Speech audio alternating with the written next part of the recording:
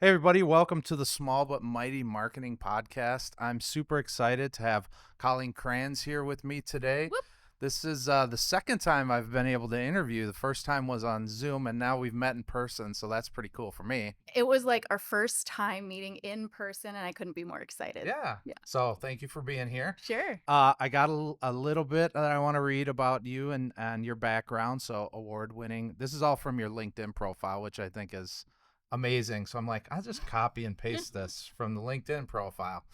Award winning marketing leader with 18 plus years of experience, previously grew B2B technology brands in $300 million plus companies, SaaS startups, and legacy businesses looking to create new growth, personal interests, and this is what I love about you: aviation, sauna, lifting weights, meditation, jujitsu, and lifestyle design. So, again, thanks for being here.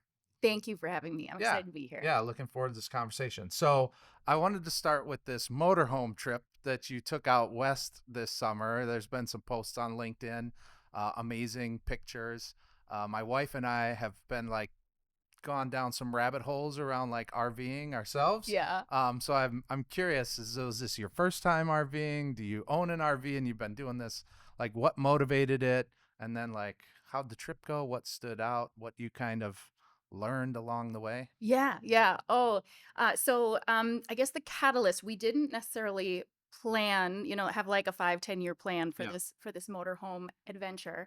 But last year, between Christmas and New Year's, my husband and I, Ed, were like, we should go somewhere with Ed's mom Okay. because she is, I'm very close with her. We have a really great relationship. And, you just have those moments where you're like, life is short. Yeah. The kids love to hang out with her. And there's really something different in being in a motorhome together on a Right. trip Yeah. versus just like stopping by her house and saying hi.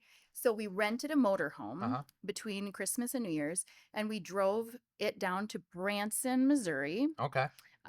We stopped first in St. Louis and saw the arch, Okay. and we all got in those little pods with grandma, and Oh yeah, that go all the way like up to the click, top. click, click, and then go to the very top.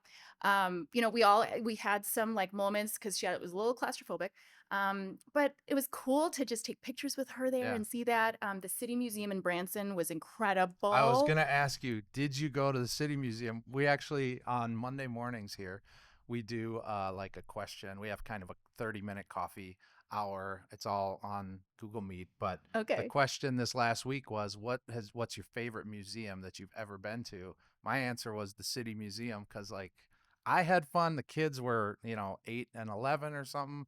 I mean, Great it's a ages. crazy. So shout out to City Museum Put it St. Louis. on your list. If you got kids, for sure, and even if you're just a fun adult, like it's worth it. Do you know what? Okay, so tip, when you go to the City Museum, bring knee pads Right. because you also can go crawling around and you want to save your knees. Yeah, yeah. So, yeah, Yeah. that's great. That's Awesome. awesome. So you were with grandma. Grandma. Yep. And then we went to Branson. We did the Dixie Stampede, but we had so much fun together. Yeah. And the kids thought it was like a sleepover with grandma while Sure. going to safe, fun places. So in the spring, we thought we want to do this again. Are we Hmm. going to rent a motorhome again? But we decided together to invest in a motorhome with Wow. grandma. Okay. And so we we took a couple weekends to like outfit it, make sure everything, because Yeah. to your point, when we were chatting right before this, there's a lot to learn about Sure. the motorhomes Yep. and where to stop and what gas to get, what routes to take. Yeah. So we went to the Black Hills in late August, and number one, motorhome did great. We did our research, we Awesome. planned our route. It was really comfortable, but I think some of the highlights were like those moments. Um, we did dispersed camping in overlooking the Black Hills just Okay. outside of Wall. And like it's free. There's no camping spots. You just drive up to this cliff and Park. park. Yeah. And we all got up early in the morning and watched the sunrise for the Badlands. Yeah. And to experience that together was with the kids and grandma Right. and to see it pop over the horizon, Yeah. worth it. Yeah. Worth it. The the movie. And now I'm totally gonna forget the name of the movie. But they talk about like core memories. You're building like core memories. It's that Disney movie with the characters that are in your Oh, mind. In oh, your mind. I know. it's on the tip of my tongue, Yeah. Josh. They just did the second one. You all know what it is. We don't remember. Doesn't matter. But this idea of like core building core memories, like Yeah. those are some of the things. So, quick story. Yes. My mother and my wife and our two kids also did a trip kind of like this. So we did Hannibal, Missouri, St. Louis, Kansas City, and then back up to Omaha where she lives. But we were just in like our Toyota Highlander, which has like third row. It was great. But there is something to like traveling with multi generations and just like having to navigate. We were doing hotels and restaurants and things like that, but Yeah. it's really cool and it does build those core memories. Yeah, and navigating those little challenges, knowing not everything is going to be perfect. Yeah. Like someone's going to leave their stuff out Yep. or, sing annoying songs in the car, but yeah, that is awesome. I'm going to have to get your itinerary for that Okay. trip. Yeah. Yeah. Well, that's the trip that we saw the City Museum in St. Louis. So Okay. we've done similar trips. All right. So other cool things that I Yep. mentioned when I was reading a little bit of your intro, airplane builder and then sauna enthusiast. So give us just the really quick deets on that, and then we'll jump into marketing Yes. Headline for aviation. My husband and I built a Vans RV-10 airplane in our from garage scratch. from scratch in the early 2000s. And then you actually got in it and flew it, which We did. I wouldn't trust myself and my wife to build something like that and put our lives in danger. But You know, hey, you guys, like the motorhome thing, there's so much to learn about the aviation world and especially experimental. yeah, And so there was instruction manuals, like Legos, except really more complicated. yeah, Inspections along the way, test pilots.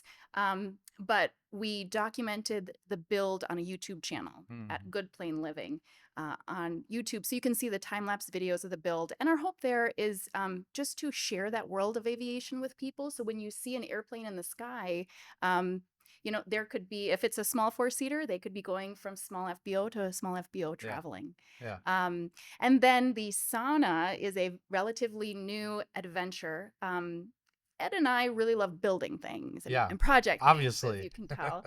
He is the master planner. I'm the business-minded cheerleader, rally person, yeah. and then when he's deep in it, I take care of the rest of our lives. Last year, we really we wanted to put a sauna in our basement. hmm We were really passionate about health and longevity and those benefits of sauna, also for stress relief. Yeah. But we read a book, Rich Dad, Poor Dad, and although I don't like agree with everything in the book, I think it has a great message around investing hmm over just buying and spending, Yeah. and so that really prompted us to put it on a trailer, and this is going to be our second season at Lebanon Hills Regional Park in Eagan, hosting sauna weekends. Awesome. So you can book a ticket on the bench for a social Yeah. sauna with a group of 8, or you can book it for your own private party Yeah. to just de-stress and enjoy in beautiful nature. Yeah. It's such a cool like entrepreneurial thing, and I am also like a fan of like building versus buying. Yeah. Done some of that Yes, you recently in have. my life. We don't need to get into it, but yeah, I think it's really cool when you can kind of put your hands to work and then see like the outcome that you've been able to achieve, and like it's super rewarding. Yeah. So anyway, two very cool things about you for sure.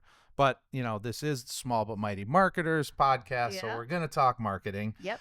So let's get into it a little bit. One of the things, more recently, you've been what I would say a fractional CMO, right? You're like a fractional marketer. Earlier in your career, you had roles more like marketing manager, director of demand gen, director of marketing, those types of like more common W2 like in-house team roles. Yeah. So I'm curious like how you went from kind of those in-house roles to kind of doing your own thing as a fractional. What motivated that? And because I think there's a lot of people out there. Fractionals like becoming a big thing. So Yeah. I'm sure there's Yeah. people thinking about this stuff. It is kind of a buzzword. Happy to share my journey.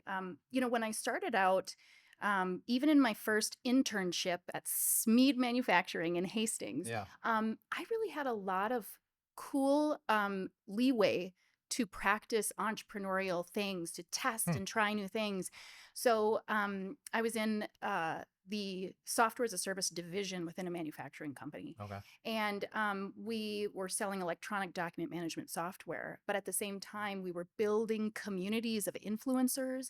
We were practicing content marketing. We What were, year was this? Like when? so like 2005 to Okay, so 2010. early. So Like this, early. they probably didn't even call it like influencer marketing then. No, Yeah. no. And what was really cool is I got really passionate about organization education Yeah. by working with these professional organizers to get their tips and wrap them into content. Mhm. And then, we were putting the content out on on Facebook when it was really early for B2B Yep. and businesses to be able to do that.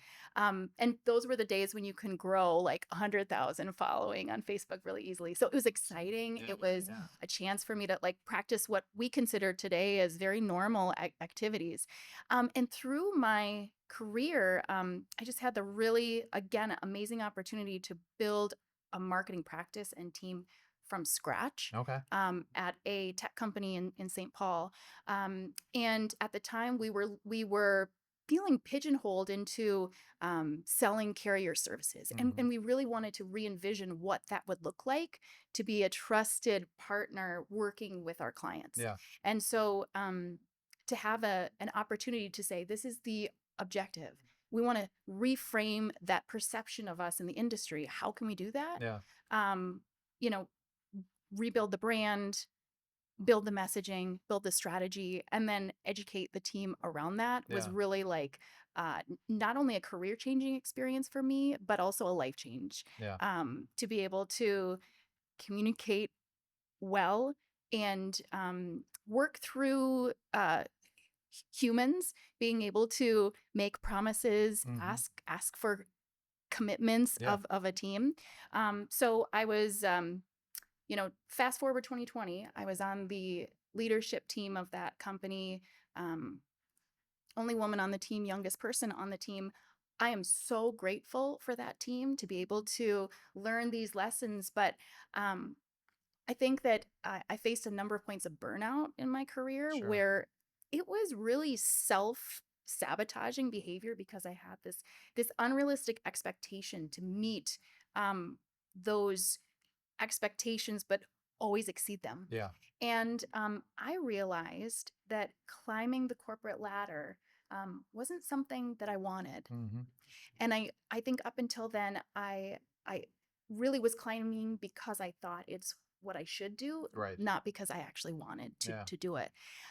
So COVID, it was life changing for many of us. Mhm. For me, it was that opportunity to take a pause while trying to be the perfect employee from home and the perfect mom and the perfect wife during a time of chaos. Yeah. Yeah. So we were flying to Florida.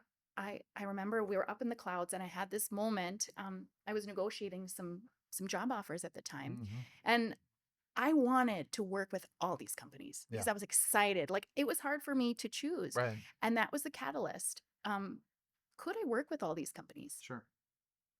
I can. Yeah. And so my employer at the time became my first client, and then we slowly built from there. So it was the realization that I can have intention in my life and Mhm. make choices and not just have to live in that reaction mode. Yeah.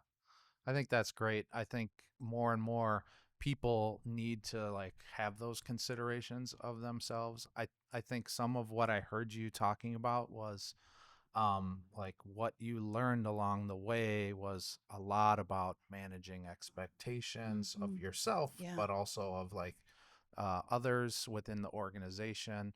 Feel like the ability to go in and say, hey, we've got to pivot and go in this direction, and we need to build a team around this. Like I feel like that must have taken a lot of like influence on your behalf to be able to kind of make that happen. Can you talk at all about like the relationships that you were developing with other leaders within the organization, or Mm. how that, because I do think that some of the challenges that marketers face is like influencing within their organizations, or trying to like Mhm. get what they need, either the resources they need or like the direction, the alignment that they need.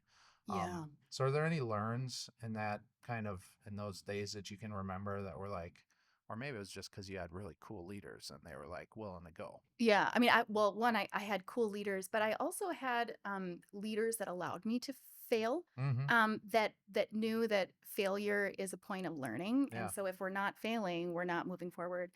I would also say that building real trust with the people that I worked with was really important, and also being vulnerable Yeah. and being vocal about things that I'm really confident about and areas that I'm not so confident about. Yeah. And I like to think about, a lot of people talk about the guru versus growth mindset. Yeah. And so in some cases, it's important when we're educating around a concept, when we're teaching, we can wear that guru mindset and help be that guide. Sure. And there are other areas where it's okay for us to wear that growth hat. Mm-hmm. That I'm a part of the team. This is our objective. We have trust. Yep. But at the end of the day, we're all learning. And the more that we can research, uh, align, and take action, the faster then that feedback loop Yeah. gets going. So although it's not always perfect, Mm-hmm. I think that when you have that underlying layer of care and value for you as a member of my team, Yeah. the rest comes Yeah. naturally. Yeah, I Yeah. love that. I do think foundations of trust is what like success is built on, for sure. And I'm also a huge advocate for like building learning organizations. I feel like in our experience as a, agency that kind of helps in-house teams, Mhm. I've seen in-house leaders kind of struggle because the organization has this mindset around just like KPIs, right? And it's like, if you don't hit them, you're gone, and I'm bringing someone else in. And sometimes that's like has to happen.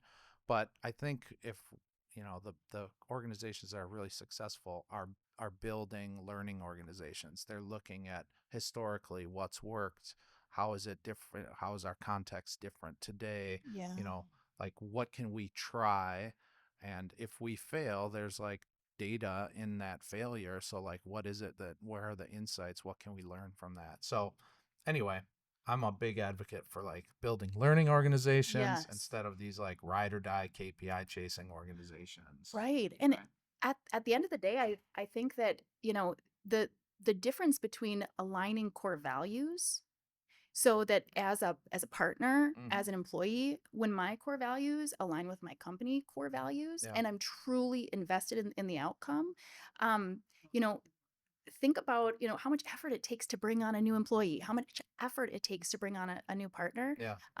When those values align, um, that is like the catalyst for Mm. things to happen, Yeah. Make even over it, KPIs. it makes it a lot easier. Yeah. I feel like I've seen a couple of LinkedIn posts about how you are like, you're really about like businesses aligning their growth with their core purpose. So can you talk a little bit about why you feel that that's like so fundamentally like something that businesses need to do, is like align that growth with their core purpose? Can we Yeah. explore that a little more? Yeah. So not everyone agrees with this mindset. Yeah. I have to put that out there. You know, Traditionally, the core purpose of business has been to increase shareholder value. Sure. And so the book Conscious Capitalism does a great job of lining this out. But the idea that the responsibility of business is to, yes, be profitable, to create opportunities for employees and advancement. It just supports our whole ecosystem, but also to support meaning in our community Mm-hmm. is a core purpose Yeah. of business. And so I think that when a business can make decisions around what they stand for, uh, not only is that driving factor to reach a goal. Yeah. But they're also creating that differentiation in an incredibly crowded market. Yeah. And, when businesses don't kind of put that stake in the ground, this is what we stand for, um, then they're really not attracting anyone. When we get back to target market and really aligning with the objectives of your buyer, Yeah. being able to align what you do with what your buyer needs and Mm-hmm. what will advance them towards their purpose, Right. you can create that bridge. That's where the magic I happens. love that. Yeah. So, a part of that is defining your purpose. Mhm. Going through that exercise with the visionaries, with those leadership team members to align on what your company purpose is. Yeah. If you haven't yet, defining your company values that align with that purpose. So again, we put a line in the sand. These are the values. This is how we're going to hire employees based on those values. Yep. I think that I've just really captured so much research and data points around companies that grow based on their purpose and not necessarily for the core motivation of profit Yeah. are lasting longer in the market. They don't fizzle out and burn out because everyone is aligned with Yeah. that motivation. Yeah. Yeah. I love that. I feel like, we've got our core values hung up on the wall here in I the see office.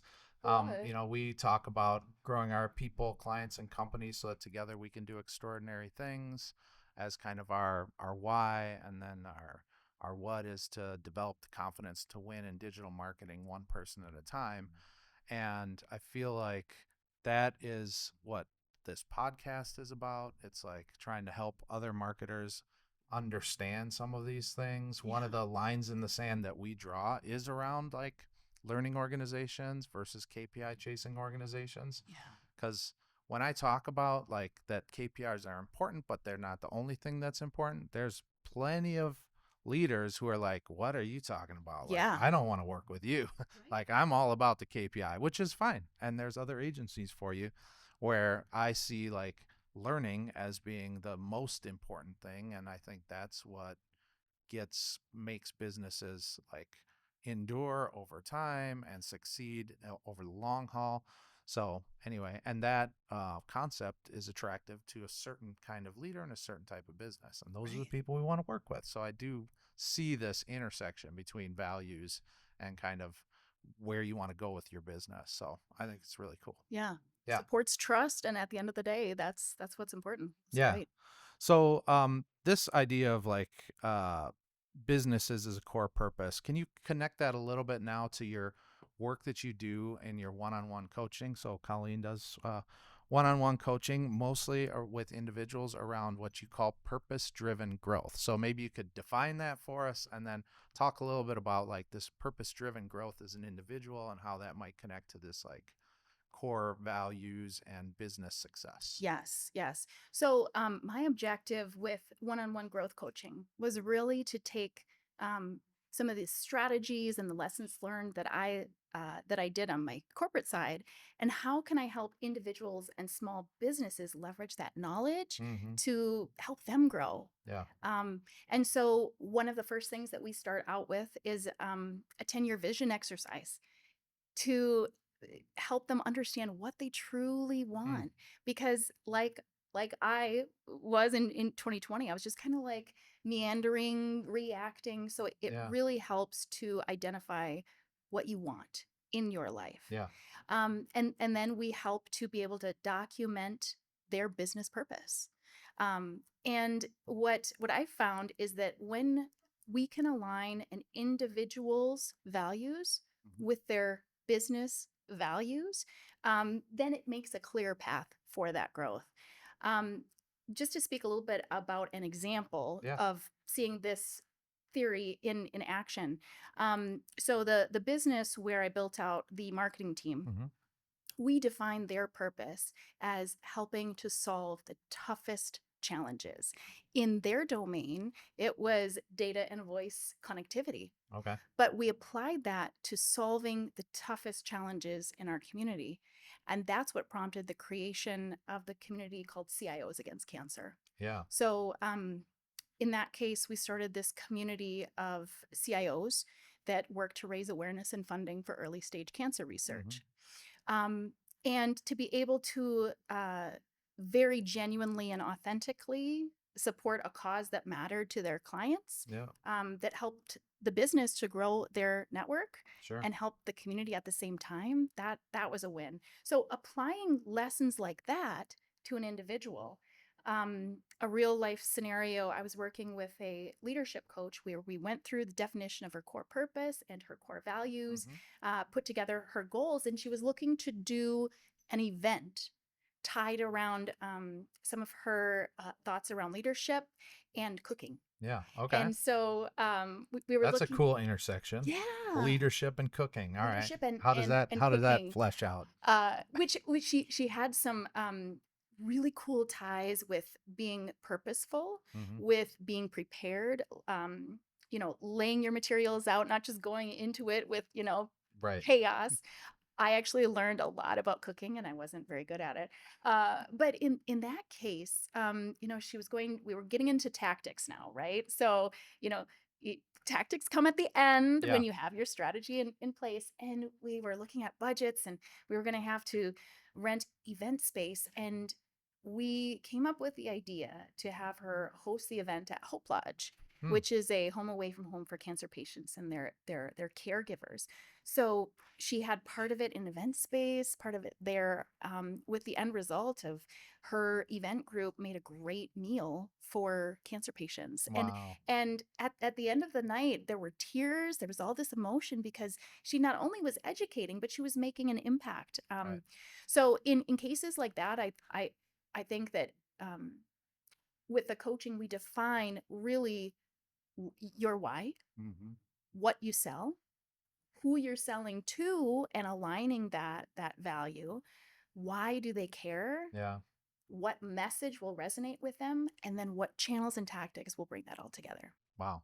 Yeah, that's super cool. I'm uh thinking about the fact that one of the first steps is you kind of get into this, like, what's your kind of What 10-year do you really kind of really want? want. Yeah.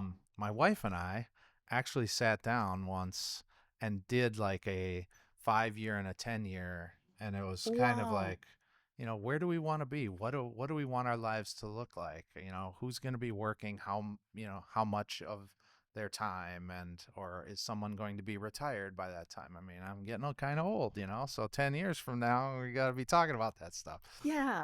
um Yeah. like, do we want to have a second home or a cabin or not, or like, Yeah.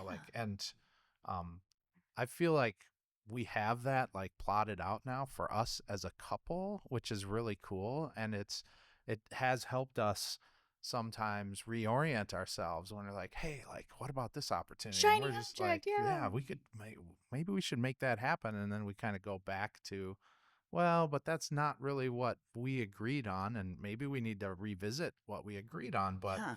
like in a lot of cases, it like helps us get our feet back on the ground and be like, no, like, this is what we said we wanted to our lives to look like together Yeah. in 10 years, and that doesn't actually serve our needs. So, Yeah, that is such a powerful exercise with another person. yeah, And also, I follow Eric Partaker on LinkedIn. He's one okay, of my favorites, and he talks about goals as being so important and intention hmm, to move in a direction.